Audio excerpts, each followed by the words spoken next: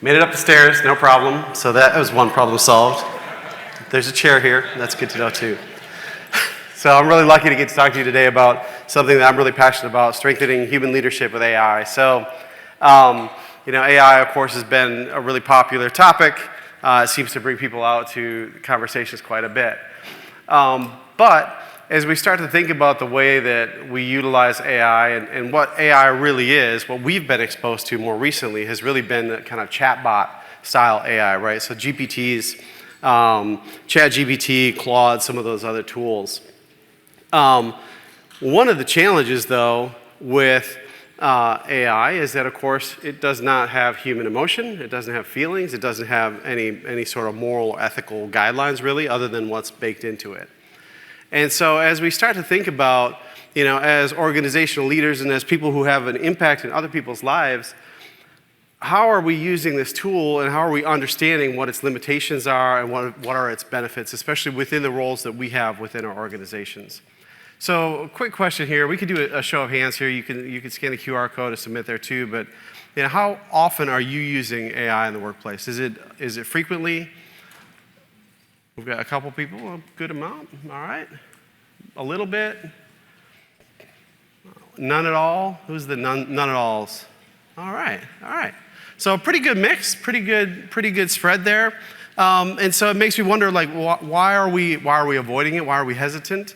Oftentimes with new technology, it could be there's an intimidation factor there, right? Like, what does this thing do? And how does it work? Well, again, if we think back to the fact that, we have a helper that lacks human emotion, lacks empathy, lacks moral and ethical guidelines, well, we need to fill in those things, right? We need to be the one who provides that, provides the purpose to the thing that we're drawing out. And so when I think of AI, I think of it as a helper, especially in the kind of GPT space. We'll talk about that first, then we'll kind of talk about future states of AI and where we should be going and heading. But as we think about that, we think about human leadership versus AI. Humans have to bring sense making. They have to bring contextual understanding to situations. We can solve problems, right? We can look at things that have nuance that it may take too much effort to explain to a chatbot, right? So if we're going to write a novel to a chatbot to try to help us solve a problem, it might be more worthwhile for us to just give that thought and consideration. Fostering trust and collaboration, right? We build relationships. AI does not have the capacity to do that.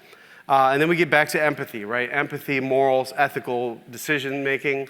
Those are things that AI just simply cannot do.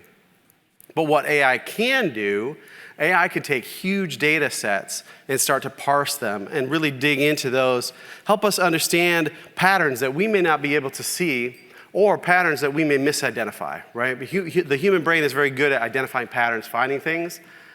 We're so good at it that oftentimes we get the patterns wrong, right? We look at something and we see a face on a mountain. Well, someone must have carved that face. Nobody carved the face. We just are good at finding patterns, right? AI is also good at finding patterns, but they can use huge data sets and they can see some things we might not be able to see. Because it lacks that empathy, because it lacks that feeling, it also doesn't have the same biases that we have, right? So sometimes we can use it to cross-check our own biases. We have an idea of how something is. We can check that against AI. AI is going to come back with an unbiased position. Doesn't mean that it's right, but it's not going to have that same bias. Same thing goes with prediction and forecasting. If we can enter a large data set into an AI system, it's going to be able to predict the future. Now, because it lacks some of that complex, nuanced problem solving, again, it may give us the right answer, it may give us the wrong answer. Automation of tasks, simple things that we may do that are repetitive, that might just really kind of drag us down, and we have to do them over and over again. Well, now we can build tools with AI to help us accomplish those things. And by build tools, that doesn't mean we need to go in and develop some software and build a big thing with an API. Sometimes that just means training a chatbot. We'll talk about that a little bit more too. And then upskilling people in areas of weakness. This is a thing that was not really possible before we had these chatbots, before we had this generative type of AI, but now we can train AIs to function as tutors or as mentors. We've done that quite a bit with our kids. They love math. And so there's only so many times that we can run through multiplication tables with them before we start to lose our minds. And so we're able to talk to ChatGPT and say, hey, put together some word math problems and see what you can do. And then the kids will go in there and they'll answer the questions, and the AI will check their answers, and we'll get back to them. Well, we can do that in the office and at work as well, as we want to train people and coach them. AI is very good at that. Now, that's where humans excel, where AI excels. Let me see, there we go. However, if we start to think about how AI functions, it kind of functions like a psychopath, right? It does not have emotion. It cares about your day, or at least it seems like it does, but it doesn't really, right? AI is not always listening yet, but Google just announced now Siri is going to be powered by ChatGPT. It might always be listening, even when you don't want it to. It has great attention to detail. It can recite things and play them back to you. It is very good at picking the best business cards and restaurants. If you were to ask it, especially if you use Perplexity, it does a great job of parsing the internet and finding good, well-sourced information. It doesn't have that emotional need. It doesn't have that emotional side to it. And so it's going to give you very direct answers that may simulate emotion. And again, we as humans, we tend to add personification to vehicles like this, but the emotion is not real. Of course, it knows everything that there is to know about Huey Lewis and the News. So if we know that we have this tool that behaves like kind of a friendly psychopath, right? The nice thing about AI is it doesn't have motive, right? It's not looking out for itself, so it is a tool that we can use without having the same risk, right? It's not trying to manipulate us, at least as far as we know. So our thesis, and the thesis of the way that we run our organization, is that empathetic leaders are more successful than psychopaths, and even psychopaths enabled with AI. But if we can put those two things together, then we really have some opportunity, right? And so that's been the premise of our organization. We've tried to take a human-centered approach, and as AI has entered the market, we've tried to fold that in and use that in ways that help us to leverage our approach, right? And so we want to find commercial success by bringing that human element in. And that can mean a lot of different things. One of the areas that we've experienced in our own organization is that intimidation factor, right? We have a lot of creatives who work on our team. And so when we talk about AI, that generates some fear within that group, right? Because if we have a generative AI and the generative AI can write a bunch of content for us and we're talking about how amazing this is, well, how do our writers feel when we talk about that, when we throw around these ideas? We have Mid-Journey and we have these other image-based, image-driven AIs that can do design work. How do our designers feel when we talk about how we might utilize these things? And I hear this statement a lot, AI is not going to take away people's jobs, it's just going to make people be more efficient. Well, that's the same thing, right? If we're more efficient, we don't need as many people to do the jobs. So AI is going to take away some of the things that people were doing before. Now, that doesn't mean that there's not ample use and purpose for the people who are bringing those things to the table, but we need to know how to use the tool and then how to help people really solve some of the problems that we want to solve. So in our own history, we started in 2015. And the premise behind LaFleur was to try to create an agency that kind of eschewed the traditional kind of grind of 10-hour days, huge days, with the premise that people will work harder in the time that they have if they have a good work-life balance. We switched to kind of a team-of-team approach. I read a book called Corporate Rebels that talked about how autonomy can help us grow an organization. And as we've gone through that, we've experienced plenty of bumps in the road as we've tried to implement this, find a good balance there. But what we've ended up with is a team of just under about 40 people who have good work-life balances, we really try to kind of drive forward with a human-centered approach, right? Well, AI doesn't change that approach. It just gives us new tools and new ways that we can help interface with that. So doing some research for this presentation, 32% more revenue from human-centered companies with human-centered leadership principles versus other organizations. 2 times faster to deliver product to market if we're taking that human-centered approach. 211% outperformance to the S&P 500. So there's plenty of data that supports this kind of human-centered thinking, the human-centered leadership. And I believe that will help us to drive more success as we do utilize AI in that process. And so where do we put AI, and where do we get the best return on our investment in AI? I think this chart kind of helps us to navigate that. And so repetitive, simple tasks, that's kind of the lowest level lift. We have these generative solutions that we can use to automate and make things happen, very, very simple things happen. These are the type of things that lead to burnout. Individuals that have to do the same thing over and over again, they get tired of doing the same thing, they get bored, right? So easy implementation. But as we start to move to that upper right and the strategizing decision making, that's where we really can start to leverage our own human experience, our own experience leading an organization, and the tools that we have through generative AI. And the accessibility of this is much more within reach than I think the assumption is, right? We had a good mix, probably about a third of people who aren't using it a little bit, using it quite a bit. And when I talk to people who aren't using it, oftentimes the feedback that I get is that it's intimidating, it's a new technology, it might be hard to use and understand.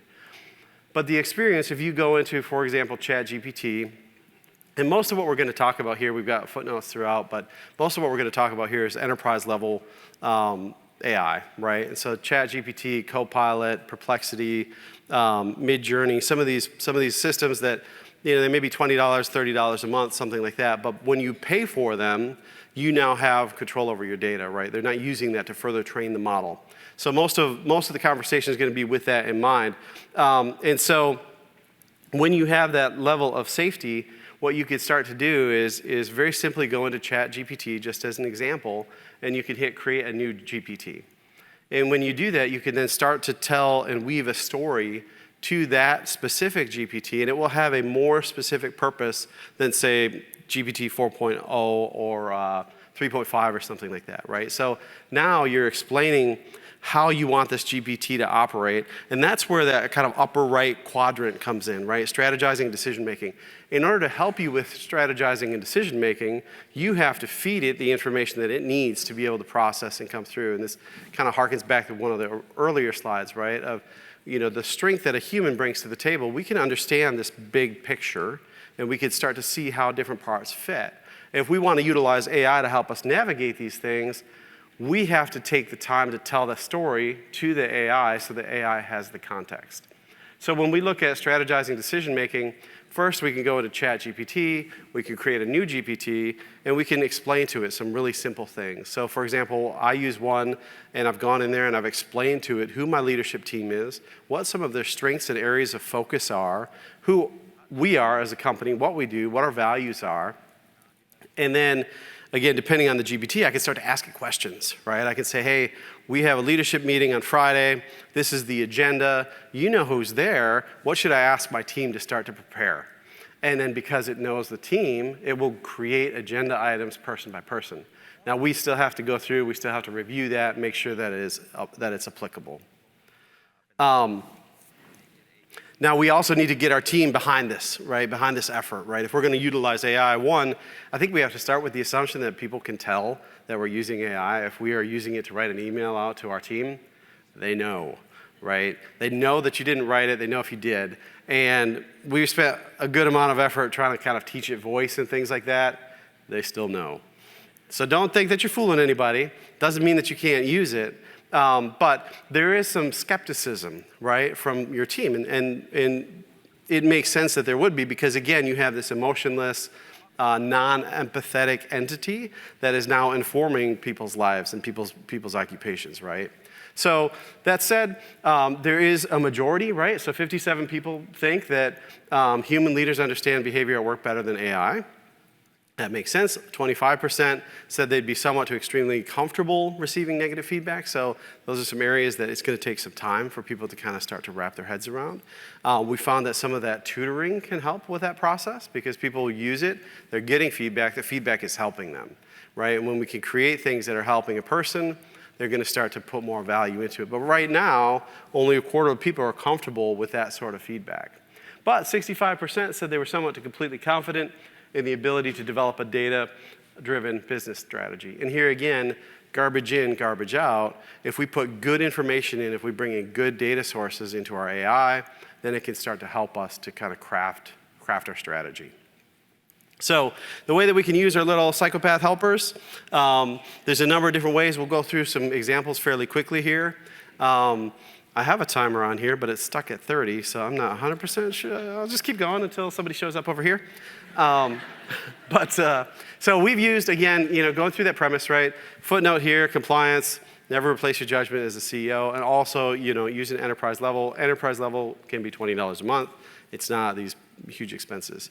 But high-level strategic advice on managing the company. One of the things that we'll do is we'll use AI to help us with competitive analysis, right? And so as we go in and start looking at a pitch or a client that may come in, somebody we're trying to get in front of, we will have AI do a comparison, right? Say, here's the client that we're looking at. Tell me how they're performing. What are some opportunities there? Well, now we're prepped for a discovery call or early stage sales process much more quickly than we would be if we had to go through and spend a whole bunch of time digging through all of the pages of the website and coming up with answers there. I got my timer. That's good. There we go. Audience research, right? So we have another brand within our family called Orchard Insights. They do consumer-based research. But this is an area that you probably already run into, right? So and there's another slide that talks a little bit more about this, but when you go and buy something on Amazon now and you look at a product page, within that product page, they have an AI summary of all of the reviews. So it used to be that we had to go through and we had to read every review to start to get the nuance of what are the real issues and where are things going. AI does this nice summary now. That summary gives us feedback on what the product is. We don't have to read all the reviews if we trust the AI. Well, we can use AI in a similar way to start to parse that. We can use that as we are starting to understand what a product benefits are, right? And we can do that with our own feedback, right? So if we get reviews or if we get feedback from our clients, if we can store that in a way that we can share with the GPT, then we can start to get much more actionable information in a much faster manner because it's parsing it into a very succinct methodology. We can also test things, right? We could test messaging. We could see what the AI gives us in terms of feedback. It's not going to replace, a focus group or a survey necessarily, but it's going to start giving us some windows into that. Storytelling support. So a large part of what we do, we're a marketing company, we have to tell stories, right? And when we frame out those stories, we want to find out what is the best way, what is the most effective mechanism that we can use to get this story out there so that people are going to really listen. Well, ChatGPT and these other tools, they allow us to make different iterations, different versions of that story very quickly. And so internally, we can use those stories to kind of farm them out within our team, find out what resonates the most. We can even have it write different stories, then we can flip it into a different GPT or a different bot and say, give me feedback on this. What's your take on this? So it can help us kind of craft that story. And again, we need that human element to read through the story, experience the story, and help inform whether that's the right fit or not. But normally, we'd have to write 10 different versions to be able to do that thing. Now we can use AI to help us through that process. Compliance audits is a huge one, right? This is a great opportunity to leverage AI's ability to parse huge data sets, right? So compliance is a big thing that we run into. We work with in a lot of regulated fields. And let's say we run across a website with 3,000 pages, and we know that there's a rule that is often bypassed or broken by the type of organization that we're looking at. Your own organization certainly likely has compliance issues, right? Privacy policies and things like that. AI is a great tool to go in and say, here's the rules within my industry. Here's what I can and can't say. We run into this a lot with lawyers that we work with. Bar associations have specific advertising rules, right? We can copy and paste those advertising rules into a custom GPT, and we have to do this state by state because bar rules are different state by state. We can paste in the compliance rules from the bar association, and then we can say, learn and understand these rules. Now, take a look at this website or take a look at this publication, take a look at this document, and tell me if we're breaking any of these rules. Now, this is not going to bypass a human doing this review, but when we have thousands and thousands of pages, the economic value of having a bot go through and do that work and give us a summary is just absolutely invaluable. Client feedback analysis, I actually got the slides a little mixed up there. I already talked about this.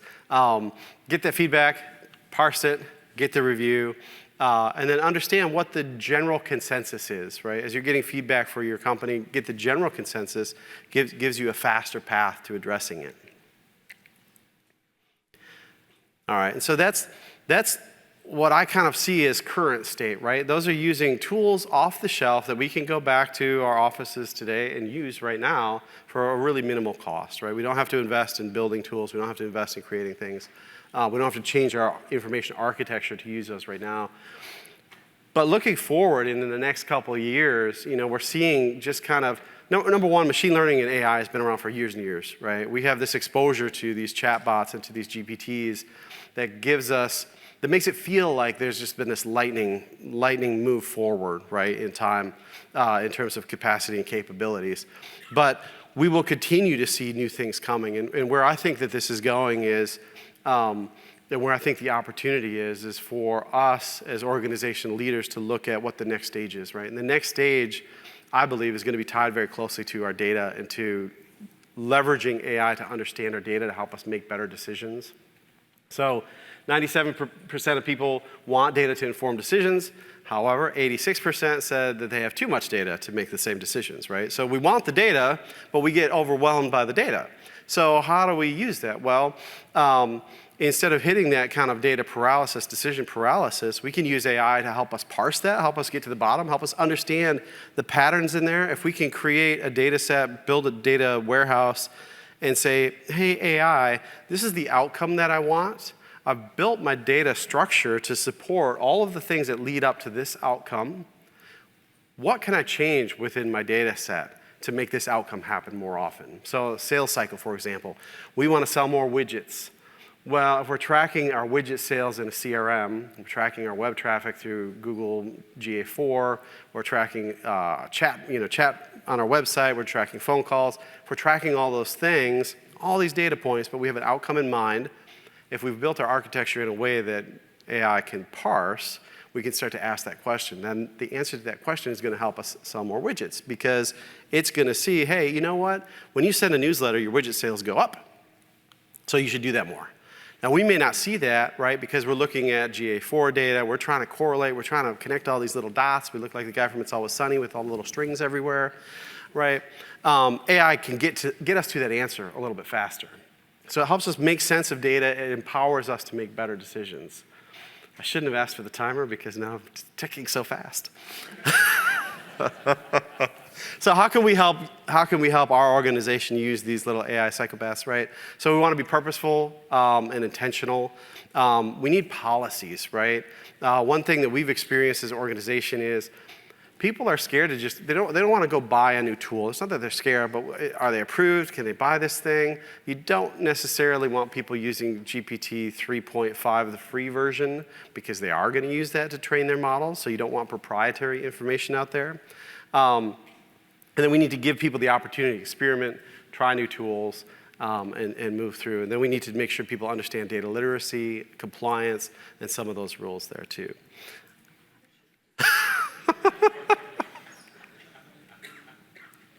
So we want to get to the point where we are able to combine human leadership, good data practices, and the thing to do now is to consider how you architect your data storage, like where are you putting that information?